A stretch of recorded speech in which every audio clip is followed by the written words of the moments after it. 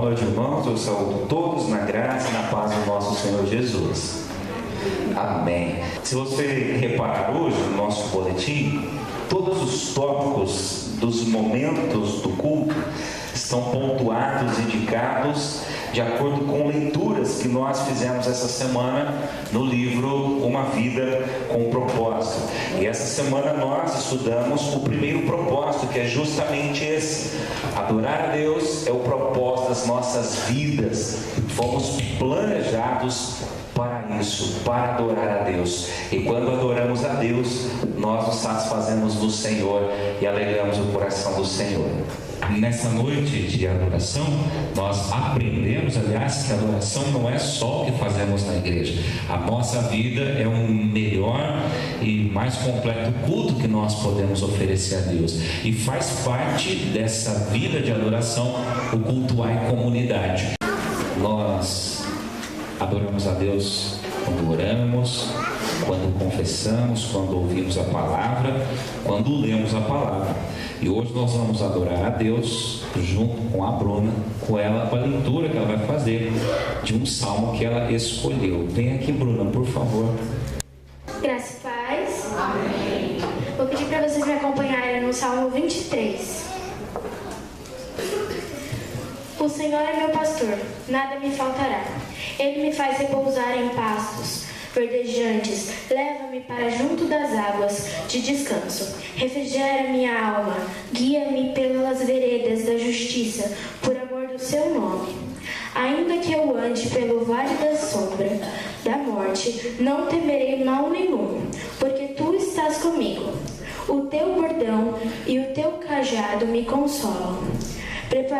Prepararás uma mesa na presença dos meus adversários. Unges-me a cabeça com óleo. Bondade e misericórdia certamente me seguirão todos os dias da minha vida, e na casa do Senhor para todo sempre.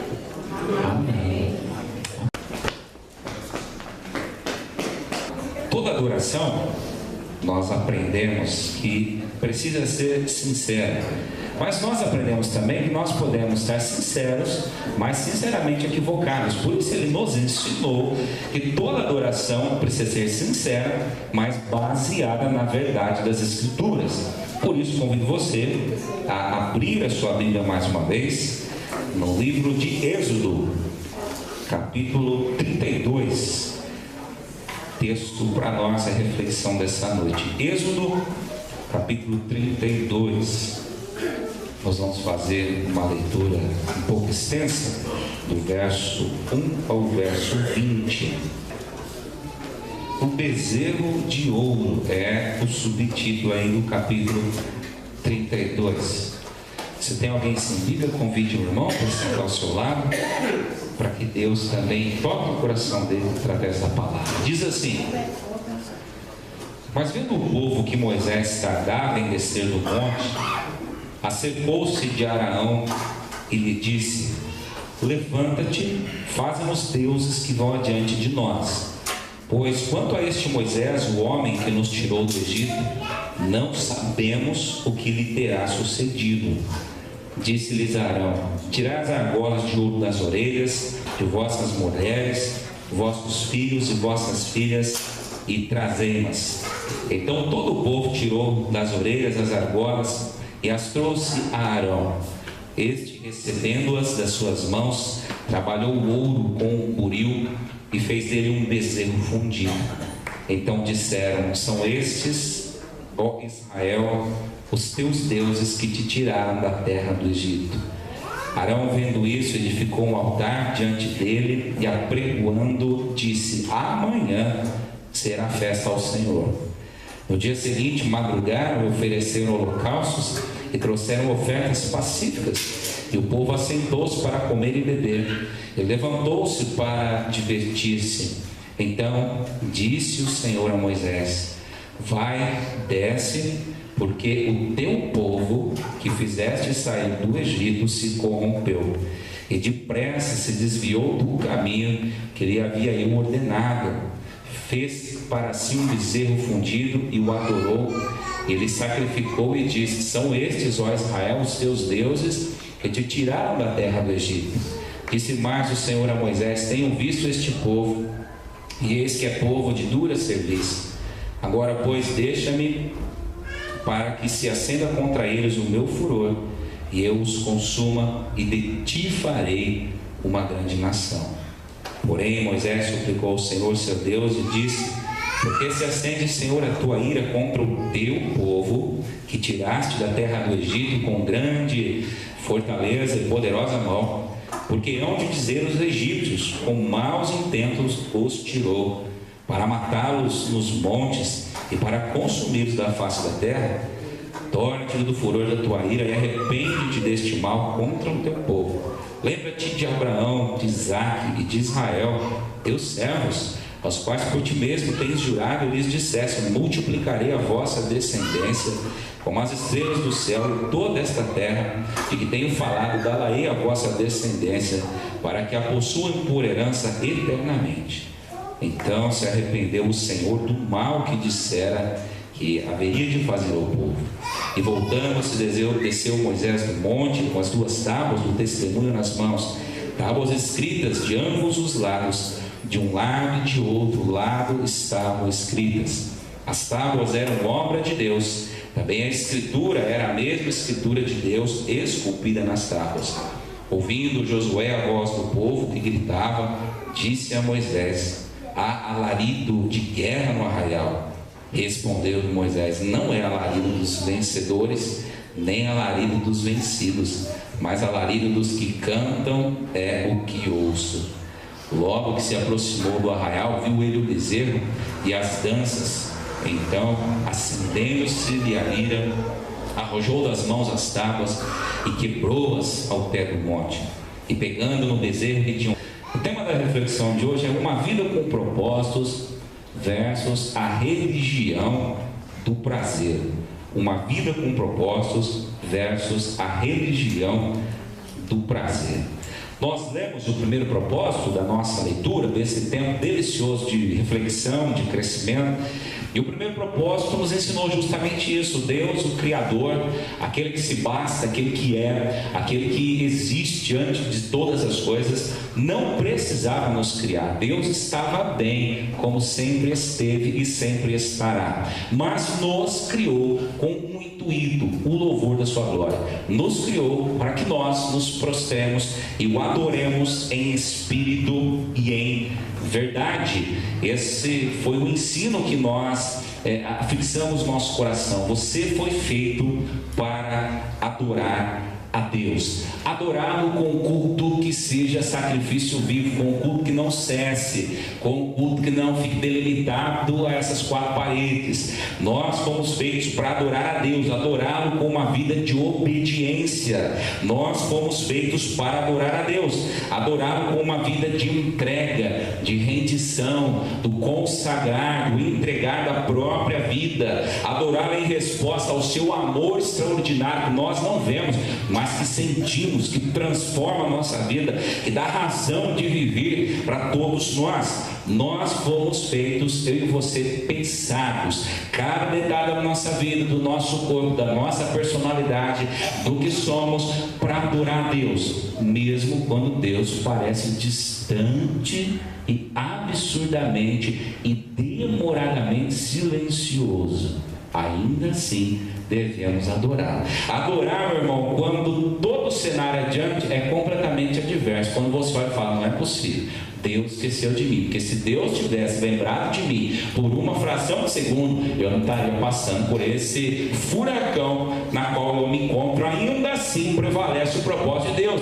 Fomos criados para adorar. E o interessante, quando não adoramos a Deus, nós corremos o risco de criar outros ídolos, diante das quais nos prostramos para dedicar a nossa vida e o nosso coração. É intrínseco, meu irmão, no coração do homem. A eternidade, a semente da eternidade está plantada no seu coração. Há algo de eterno dentro de você, o Espírito que Deus colocou dentro de você, o ruá, o pneuma que Deus soprou em você, como ser vivente, isso é eterno, isso está apontado para Deus, por isso é intrínseco. O homem tem necessidade de adorar, e quando fala em adorar a Deus, adora outros ídolos, inventa o que adorar, inventa ídolos para adorar. E o Rick Warren vai nos dizer algo muito, muito interessante a esse respeito. Ele vai dizer assim: todas as pessoas com o tempo se rendem a algo ou alguém. Se não for a Deus, você se renderá a opiniões ou expectativas de outros, a dinheiro, rancor, medo, orgulho próprio, luxúria ou ego. Você foi feito para adorar a Deus, e se fracassar em adorá-lo, encontrará outras coisas, ídolos, as quais entregará a sua vida. Eu não tenho a menor dúvida, quando nos afastamos de Deus, o vazio existencial toma conta do nosso coração, e eu e você desesperadamente elegemos ídolos, outras coisas, para tentar inutilmente preencher o vazio desse coração. Foi o que o povo fez no texto que nós estávamos lendo. E veja, meu irmão, qual é a função do ídolo? Eu penso que o ídolo, basicamente, ele tem duas funções, e eu quero falar as duas. Primeiro, o ídolo tem como função ser um intermediário. A primeira função do ídolo é fazer esse intermédio, esse meio do campo com a divindade. Qual é a ideia? Alguém que tem mais moral com Deus, alguém que não tem os deméritos que eu tenho, vai se colocar diante de Deus e vai pedir no meu lugar. Porque se alguém que está mais próximo do que eu e que não tem os deméritos que eu tenho, pedir a Deus por mim, as minhas chances vão aumentar, e esse negócio pode dar certo. Então a primeira ideia do ídolo é essa, que o ídolo vai fazer essa intermediação. Isso é muito cômodo, mas isso também é muito trágico, porque toda a graça recebida indiretamente não me responsabiliza diante de Deus. A ideia é assim: eu não devo nada a Deus, nem agradecimento, porque afinal de contas não fui eu que pedi. Deus deu porque Deus quis dar. Vou dar um exemplo bem simples. Lembra quando você ia passear na casa do primo? E aí o pai e a mãe falavam o que em casa? Não peça para ficar lá. Lembra? Porque o pai sabia que a gente era bonzinho, se ficasse, colocava fogo na casa da tia. Então ele falou assim: a gente vai jantar. A hora que jantar a gente vem embora. E aí sempre, meu irmão, vinha aquele primo atazanado por Satanás e falava assim: pede pro tio para ele deixar você ficar aqui essa noite. E aí o que você falava? Eu não, vai lá e pede você. Porque a ideia é assim, não é? Se der errado, você não é político, você não tem nada a ver com isso. E aí, meu irmão, o primo ia lá e falava: tio, deixa ele ficar aqui hoje. E aí o pai fazia o quê? Lançava aquele olhar mortal, telegrafado sistematicamente, que dizia assim: quando estiver em casa, eu arranco o seu pescoço.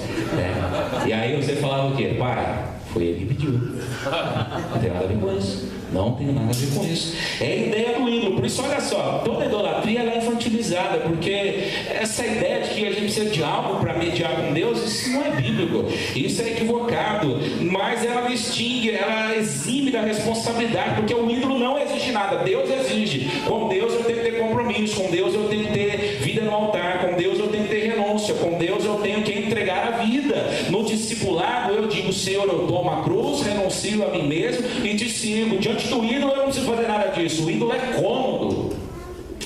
E nessa perspectiva, irmãos, o ídolo como intermediário pode ser tudo. Pode ser feito de pedra, pode ser feito de pau, pode ser feito de ouro, pode ser feito de prata, mas pode ser feito de carne e osso. O ídolo pode ser um pastor, o ídolo pode ser um presbítero, o ídolo pode ser um professor da escola dominical, o ídolo pode ser o esposo, o ídolo pode ser um amigo seu, alguém que vai relacionar-se com Deus no seu lugar. Então a ideia é assim: alguém que vai orar por você, porque você não ora mais, alguém que vai conhecer a Bíblia por você, alguém que vai adorar por você, alguém que vai conhecer a Deus por você, alguém, meu irmão, que vai viver a vida cristã da melhor forma por você, alguém que no fim das contas vai interceder por você quando as coisas não estiverem bem, porque eu não não quero me relacionar com Deus, mas eu peço para que alguém faça isso por mim.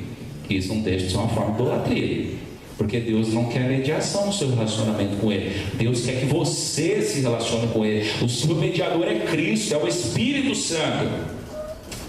E aí, nessa perspectiva do ídolo como mediador, a gente precisa pensar algumas coisas, né? Infelizmente está cheio de crente que está longe de viver uma vida abundante, uma vida com propósito, porque terceirizou a vida com Deus. Terceirizou. Então a ideia é assim: a minha vida cristã está um caos, mas não porque eu sou resistente a me submeter a Deus, é porque o meu presbítero não foi bom tanto quanto eu pensava que ele seria bom. A minha espiritualidade está morrendo, está murchando, definhando, porque na prática não há espaço para Deus no meu dia a dia. O meu Deus sou eu, o meu ídolo sou eu, a minha agenda está centralizada ao redor das minhas perspectivas, dos meus sonhos, do que eu quero, do meu ego, do meu prazer, mas a minha vida está assim, existencialmente eu me sinto um lixo, porque o meu pastor não correspondeu, a minha igreja não correspondeu, a minha comunidade de fé não correspondeu, os ministérios da minha igreja não corresponderam. Percebe como a gente vai se escondendo atrás das mediações? Isso são ídolos. São ídolos. O nosso pecado que nos afasta de Deus, e isso nos afasta de Deus desde a antiguidade. Deus já disse por intermédio de Isaías: a minha mão está estendida, os meus ouvidos estão abertos, mas os vossos pecados fazem separação entre vós e o vosso Deus. Não é o meu pecado na qual eu tropeço e o alimento como uma fera que está ali lutando contra o Espírito. Não é isso não. É porque ninguém me viu, ninguém me elogiou, ninguém me ajudou, e a gente vai terceirizar. Mas, meu irmão, ninguém pode aprofundar o seu relacionamento com Deus a não ser você mesmo. Eu não sou o seu ídolo intermediário. O seu presbítero não é o seu ídolo intermediário. O Rick não é o seu ídolo intermediário. O seu esposo não é o seu ídolo intermediário. Você vai estar tão perto de Deus quanto você decide estar perto de Deus. Você vai ter uma vida cristã com propósitos, frutífera, tanto quanto você intencionalmente cultivar isso na sua vida. Pare de terceirizar. Meu irmão, assuma a responsabilidade. Deus te chamou, é você. O Rick Warren vai dizer uma coisa extraordinária novamente: eis que eu desejo, eis o que Deus deseja de você, um relacionamento. A verdadeira adoração reside nisso, aproximar, apaixonar-se por Jesus. É você e Deus, é essa vida de proximidade, essa vida de entrega, é essa vida de conhecer e ser conhecido, sem mediações, sem terceirizações, sem desculpas, sem altares alheios, sem Deus alheio, com o coração focado e entregue a Deus. Interessante, quando Moisés volta do monte e interroga Araão por que do bezerro de ouro, a resposta é surpreendente. Eles não falam assim: não, porque nós saímos do Egito, isso é velho, né? Nós saímos do Egito, mas o Egito nunca saiu de nós. A resposta foi: você demorou demais no monte. Terceirização, ídolos terceirizados. Mas vamos lá, essa função do ídolo a gente conhece, mas a segunda função, talvez essa a gente conheça menos, que seja a função do ídolo como substituto, a função substitutiva do ídolo. O ídolo é alguém que preenche um espaço, um vazio, uma lacuna. O distanciamento de Deus gera um vazio que nós tentamos desesperadamente preencher de outra forma. Então, na medida em que eu me afasto de Deus, esse vazio vai gritando. Na medida em que eu me afasto de Deus, as coisas vão definhando existencialmente, espiritualmente, a vida se torna mais difícil. Distante de Deus, eu estou distante da fonte de amor, de paz, de tranquilidade mesmo em meio às guerras e às tribulações. Não pense, não interprete a presença de Deus com ausência de guerra, não é nada disso não. Mas perto de Deus, ainda que o mundo esteja de cabeça para baixo, eu estou em paz. Mas distante de Deus, esse buraco aumenta. E aí, meu irmão, eu preciso criar alguma coisa para encaixar nesse buraco, só que não encaixa. Não encaixa. Alguém já disse sabiamente que esse vazio no coração do homem é do tamanho exato da cruz de Cristo, do próprio Cristo. E então a gente vai tentar encaixar ou preencher isso com o ídolo. O ídolo vai substituir. já que não tem Deus para preencher isso aqui, eu não quero, meu relacionamento está intermediado, eu estou longe, então eu vou me render a ídolos. E na medida, presta atenção, na medida que um ídolo cai, outro surge no lugar. Então é mais ou menos assim: se o ídolo é o trabalho, eu me devoto ao trabalho a ponto de esquecer a família, a ponto de sacrificar o meu ministério, a minha vida com Deus, o meu tempo saudável de oração, de leitura da Bíblia, e ainda que esse trabalho me adoeça a alma, o coração, me afaste de tudo e de todos, eu me devoto a esse trabalho. Se de repente eu chego lá e sou mandado embora, a minha vida perde sentido, porque alguma coisa na minha vida tem que ocupar esse primeiro lugar: o trabalho, o filho, um hobby, isso, aquilo, não sei, alguma coisa. E a humanidade é assim. Essa é a história da humanidade. Quando um ídolo não dá mais, a gente renuncia àquele ídolo. Quando o ídolo cai, a gente elege outro. O primeiro ídolo da humanidade é a própria religião, e a gente constrói altares. Está lá, sistema tribal. Um constrói um poste ídolo, com a ideia do poste ser alto e apontar para a divindade. Vamos construir a Torre de Babel, e aquelas torres eram normais naquela época da humanidade, porque a ideia é o seguinte: quanto mais alta a torre, mais perto da divindade a gente está. Então a gente constrói torre, a gente constrói lugares sagrados, nós construímos amuletos. Mas o que acontece? Na Idade Média a religião cai em descrédito, então a religião não dá mais para ser o ídolo. Qual que é o ídolo então? O nacionalismo. Agora então eu morro pela pátria. Na pátria, a pátria é tudo, meu irmão, o nacionalismo é tudo. Só que de repente a pátria se corrompe, também cai em descrédito.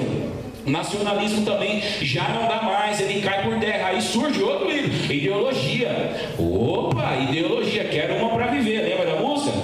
Só que os ídolos das ideologias morreram de overdose, e a ideologia não sobreviveu ao confronto com a realidade, ela se esmiuçou, e agora entra um caos. O que a gente faz? Qual é o ídolo da vez? Porque sem ídolo não dá. Sem ídolo nós temos que olhar para Deus, e quando olhamos para Deus, Deus faz nós olharmos para nós de novo. Nós temos que dialogar com esse monstro que mora aqui dentro. Então tem que ter um ídolo, tem que ter um ídolo.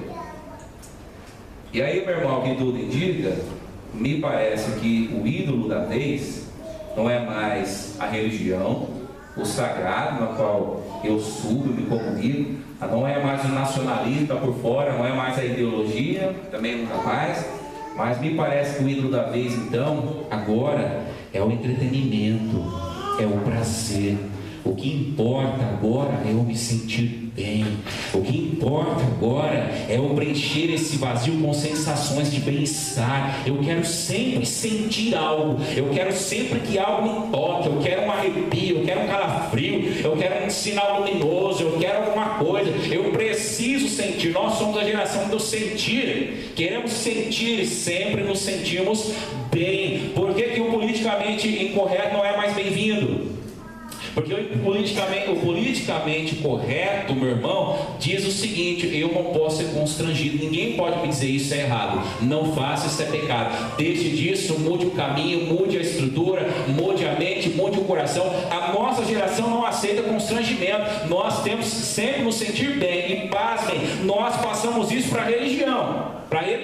Ai da religião, se a religião não me fizer sentir bem, para que serve um evangelho, um Cristo, uma igreja que não faz com que eu me sinta bem comigo mesmo?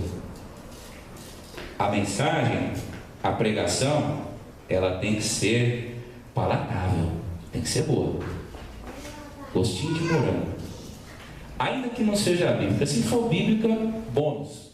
Se não for, o importante é que ela me faça com que eu me sinta um campeão. Eu sou invencível, Deus me ama, a minha vitória tem sabor de mel, quem não me ajudou na luta vai chorar na minha vitória, e etc, etc, etc, etc. O culto tem que agradar, a mensagem tem que agradar, a igreja tem que agradar. Queremos mensagens que nos inspirem, confrontação, constrangimentos, e assim: olha, o pecado é feio, e ele arruína porque ele afasta de Deus, então se converta e mude de vida, isso está por fora. Eu não quero ser confrontado, não é para isso que eu venho. A minha experiência cristã, a experiência pseudo-cristã do século XXI se resume a isso. Eu tenho que ter experiências, tenho que ser agraciado com profundas e maravilhosas experiências de prazer, porque se a religião não é essa experiência profunda, extraordinária de prazer, a religião para mim não serve. E aí a gente olha para o nosso texto, e é importante a gente ver que os dois ídolos estão presentes nesse texto: o substitutivo e o terceirizador. E aí, meu irmão, a gente aprende algumas coisas com esse texto. Quem que é o ídolo intermediário aqui no texto? Pasmem, Moisés. O povo assumiu Moisés como intermediário entre eles e Deus. Moisés, por favor, fale com Deus por nós. Moisés, por favor, peça pão por nós. Deus mandava o maná, o povo comia o maná, está ruim o maná. Moisés vai lá, peça carne por nós. Deus mandava as codornizes, o povo comia, estava ruim. Moisés, peça água por nós. Moisés, peça isso, peça aquilo outro, peça aquilo outro, peça, faça por nós, clame por nós, terceira por nós, vá por nós. Moisés. O Moisés era o intermediário, ele era o ídolo do momento, ele era a bola da vez. Só que no texto aqui dá um problema, e um problemão, porque nessa altura da história Moisés está desaparecido há 40 dias, e aí dá pânico total. Meu Deus, quem vai assumir a responsabilidade de esperar Deus falar? Quem vai agora se prostrar diante de Deus para ouvir a direção de Deus? Quem vai agora se submeter a Deus? Deus me livre de nós assumirmos a nossa responsabilidade diante de Deus. A vacância não pode ter vaga. Precisa ter um ídolo, vamos fazer um ídolo. Não podia subir no monte, porque Deus falou: ninguém suba no monte, leva só Josué. O povo se desespera, fala: e agora? Dificultou, porque quem vai fazer tudo isso? Quem vai fazer essa mediação? Quem vai nos levar diante do sagrado? E aí, meu irmão, alguém tem uma brilhante ideia. Sempre quando a gente está com vazio no coração, a gente se torna um celeiro fértil de ideias ruins. E já dizia a nossa vovó: mente vazia era o que eles ouviram? Oficina do diabo, ateliê do diabo hoje em dia, né? Coisa mais moderna. E aí alguém vai lá para Arão, falar: Arão, o negócio é o seguinte, tá feia a coisa, porque Moisés, o nosso queridão, sumiu, morreu, desapareceu. Vamos fazer alguém que vai intermediar essa relação. E aí Arão fala: então, tire as argosas, tire os ouros, tire aquilo de precioso. E abre um parênteses: a religião do prazer, ela tem custo, ela cobra. A vida de propósito não cobra, porque Cristo pagou o preço foi a cruz, e Cristo já pagou na cruz. A religião do entretenimento, ela tem preço, ela tem custo, ela custa dinheiro, ela cobra, meu irmão. Então se faz lá o ídolo, se faz o ouro. E aí, meu irmão, é interessante você prestar atenção, o bezerro inicialmente é substituto de Moisés, tanto que o ídolo fica pronto, e Arão anuncia o quê? Uma festa ao Senhor. Olha no verso 5, por favor. Arão, vendo isso, edificou um altar, dizendo diante dele e apregoando, disse: amanhã se fará a festa ao Senhor. Interessante, no primeiro momento, o ídolo aqui não é substituto de Deus, ele é substituto de Moisés. Esse ídolo vai substituir Moisés. Está aqui o ídolo, amanhã vamos fazer festa a Deus. Porque, meu irmão, preste atenção. Na religião do prazer vale tudo. A gente vive uma confusão tremenda hoje, mas amanhã é dia de culto, a gente vai para o culto. Na religião do prazer é tudo isso, desde que eu me sinta bem, ainda que eu esteja errado, desde que a minha alma esteja em paz, que a minha consciência não me acuse, ainda que eu esteja contrário à vontade de Deus. Então, meu irmão, no dia eu traio a minha mulher, no outro dia eu estou na reunião de oração, eu não pago ninguém, mas no outro dia eu estou no culto, eu agrido as pessoas verbalmente, fisicamente, com a minha postura, com as minhas atitudes, mas saio daquele lugar onde a agressão aconteceu e vou para um lugar me deliciar com cânticos, sinos. Está tudo certo, pode tudo nessa religião do prazer, ainda que nós estejamos completamente distantes de Deus, não tem problema, pode tudo. Eu humilho o filho, eu oprimo as pessoas dentro de casa, eu sou um monstro dentro de casa, mas eu canto no coral da igreja, não tem problema. Eu sou uma criatura abominável dentro de casa, mas eu conduzo o rebanho, a palavra de Deus. Não tem problema, não tem problema. A religião do ídolo, do entretenimento, ela permite, porque não é uma questão de buscar arrependimento, mudança, transformação, mas é aquela ideia absurda que uma coisa não tem nada a ver com a outra. Eu posso ser um monstro com as pessoas e ainda assim eu estar agradando a Deus. Essa é a ideia absurda, que eu posso lutar contra Deus, ser aquilo que Deus não é, gostar daquilo que Deus não gosta, amar aquilo que Deus não ama, não se importar com aquilo que Deus se importa, e ainda assim estar na presença de Deus.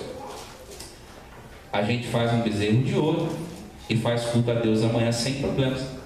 E Arão monta o altar e o povo faz festa, porque na religião do prazer, se você está contente, não importa se você está em pecado, se você está errado, se a sua vida não tem propósito.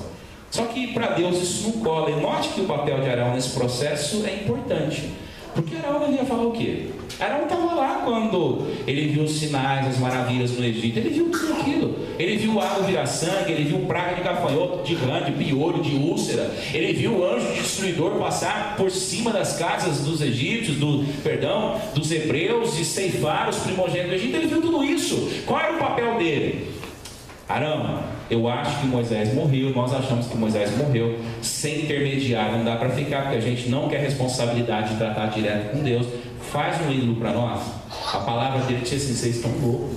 Vocês estão loucos. Vocês viram quem é Deus?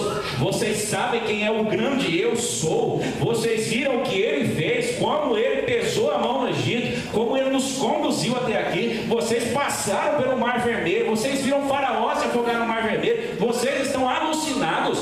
Longe de mim, mas me parece que não é essa postura, porque a ideia é assim: vai que meu irmão morreu mesmo, eu tenho que dirigir esse povo, a minha primeira atitude vai ser impopular. Então Deus me livre. O líder da religião do prazer, ele só agrada. Então o negócio é isso: vocês querem ídolo? Então eu faço um ídolo para vocês, está tudo certo. E se for eu o próximo dirigente desse negócio, nós vamos, todo mundo faz. Vamos fazer um ídolo. Só que para Deus não é assim. E aí, um dado momento do texto, Deus tem uma reação que me lembra a reação de uma mãe. Você que é mãe, você que é pai, você sabe disso. Eu observo muito as mães. A minha mãe era assim, provavelmente a sua era assim, a Larissa é assim. Quando a gente vai num lugar e o Arthur faz uma coisa assim, que parece que é mais do que a idade dele permite, sabe? Ela fala assim: olha, meu filho é lindo, não é? Ela fala para mim como se o filho fosse só dela. Ela fala assim: meu filho é lindo, não é? Às vezes a gente vai num lugar, ele come direitinho, não suja a roupa, ela fala assim: você tá vendo? O meu filho é lindo. Mas de repente o Arthur fez uma traquinagem lá e o negócio entornou ao caldo, né? Uma expressão que a gente usa no interior. Ela vai lá no escritório furiosa, abre a porta e fala assim: você pode parar um instantinho, vai lá ver o que o seu filho fez na cozinha. Aí dá a impressão de novo que o filho só agora é só meu pau. Já prestou atenção nisso? Você está no lugar, o filho faz uma coisa que você não acredita, ele arranca a roupa no meio da pizzaria, né? A mãe bate a mãozinha na sua perna, assim, por baixo da mesa, e fala assim: você está vendo o que o seu filho está fazendo? Né? Esse é Deus aqui agora. Esse é Deus. Porque aí Deus olha para Moisés e fala assim: você está vendo que o teu povo, né, meu irmão? Está vendo o que o teu povo está fazendo lá? Você ficou aqui 40 dias, já tem bezerro, já tem fé, já estão batendo tambor, já estão dançando o olelê, o palalá. Não é canção de guerra, não é canção de nada, é a canção da canção, é a canção dos vazios, porque a gente vazia, canta, não sabe por quê. Por isso hoje as músicas são assim: tchelelê, tchalalá, tchotchotchó, tchê, porque a gente vazia, não importa, o importante é distrair da realidade.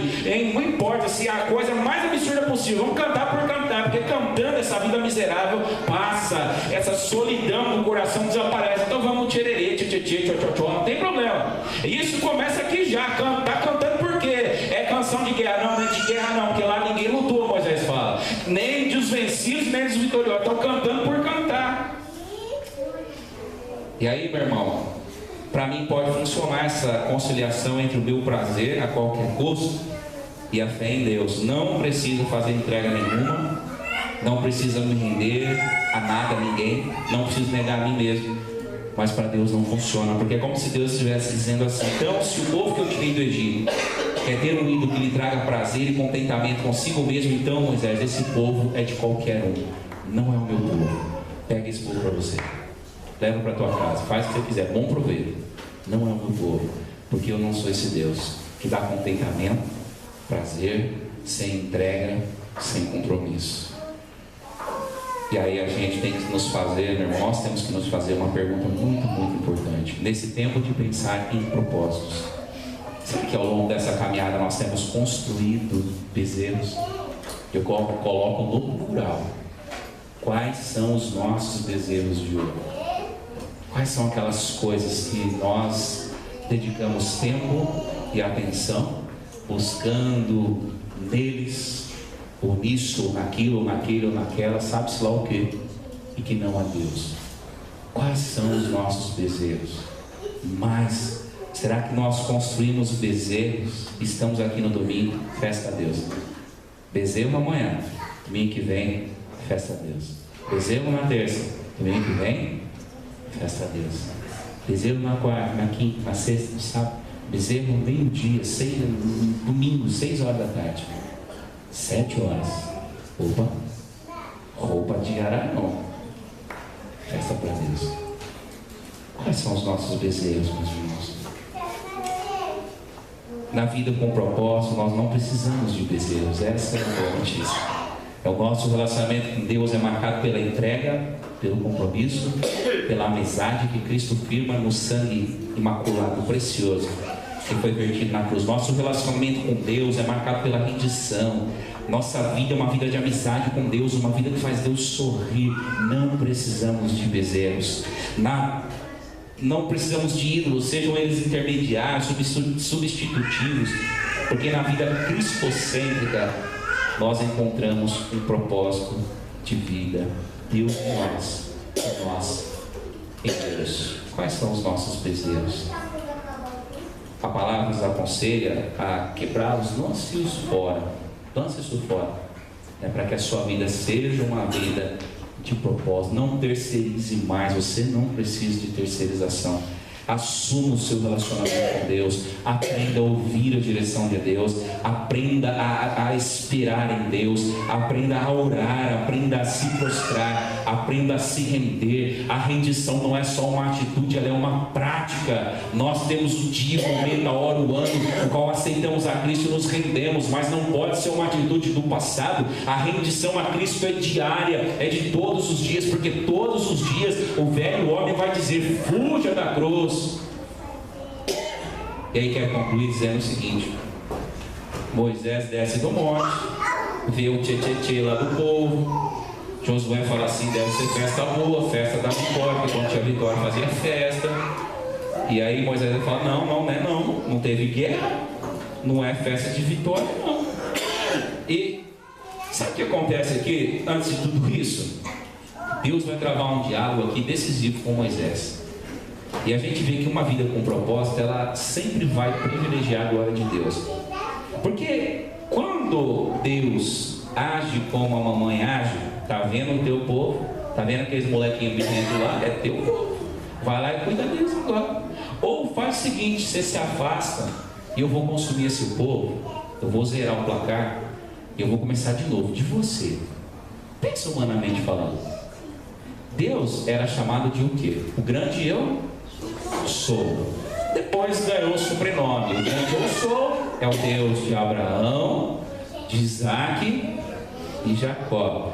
Ia ganhar uma vírgula e de Moisés. Pensa bem humanamente falando, glória. Opa, peraí, né? Agora eu vou ficar bem no pedaço, porque vai ser o meu povo, é a minha glória, é o meu nome, é o meu conhecimento. Mas meu irmão, na vida com propósito, não importa a minha glória, importa a glória de Deus. E aí Moisés fala assim: Senhor, não faça isso, não, que nós não mereçamos. Mas sabe por quê, Senhor? Porque os egípcios e as outras nações da terra estão todas olhando, e eles vão dizer que o Senhor não é Deus verdadeiro. Eles vão dizer que o Senhor não é o Deus que faz milagres. O Senhor não é o Deus das terras e dos céus. Para que o teu nome não seja jogado na lama, Senhor, não faça isso, Senhor. Por favor, para a tua glória, para, ó Deus, a tua benignidade, para a tua bondade, Deus, para o teu prazer, o teu deleite, não faça isso. aí Deus se comove. Deus fala, tá bom. Então, mais uma vez, eu vou fazer diferente. Quem tem uma vida com propósito, meus irmãos, não está comprometido com o próprio sucesso.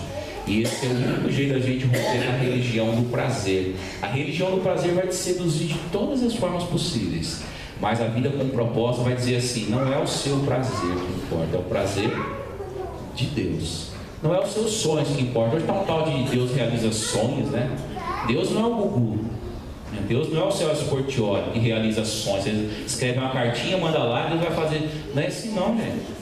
Não é assim não. Deus diz, os meus sonhos não são os vossos sonhos, os meus planos não são os vossos planos. A vida com propósito diz, Deus, faça o teu milagre em mim, os teus propósitos em mim, porque assim, ainda que não mereça, serei feliz de verdade. Deus, cumpra-se o teu querer em mim, porque ainda que não mereça, serei, Deus, pleno de verdade, feliz de verdade, esperançoso de verdade, cheio de alegria e paz plena que só o Senhor pode dar. Ainda que não mereça, assim o serei, assim o experimentarei, serei feliz, próspero, completo, abençoado. Por isso, ó Deus, que não seja eu, mas seja a tua glória e a tua vontade em mim.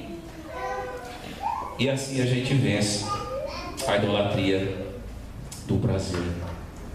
Que a sua vida, irmão, tenha propósitos, que a nossa vida tenha propósito. O nosso propósito só se encontra em Deus. Deus é o Senhor da história. E quanto mais próximo dele, do seu propósito nós estivermos, mais a nossa vida vai ter significado. A ponto de qualquer ídolo que possa aparecer no caminho, vai parecer tão insignificante, tão pequeno, que é uma luta até injusta, algo tão ruim, algo tão banal, que não vai mais seduzir os nossos olhos, o nosso coração. Nós não vamos mais correr atrás de bezerro, seja ele qual for a manifestação desse bezerro na nossa vida. Uma vida com propósito, que, volto a dizer, como disse no domingo passado, se for o título de um livro, você errou o alvo. Não pode ser o título de um livro. Quando Paulo fala assim, olha, combati o bom combate, completei a carreira, guardei a fé, podia parafrasear, eis aqui já um homem que teve uma vida com propósito. Qual é o slogan da nossa vida?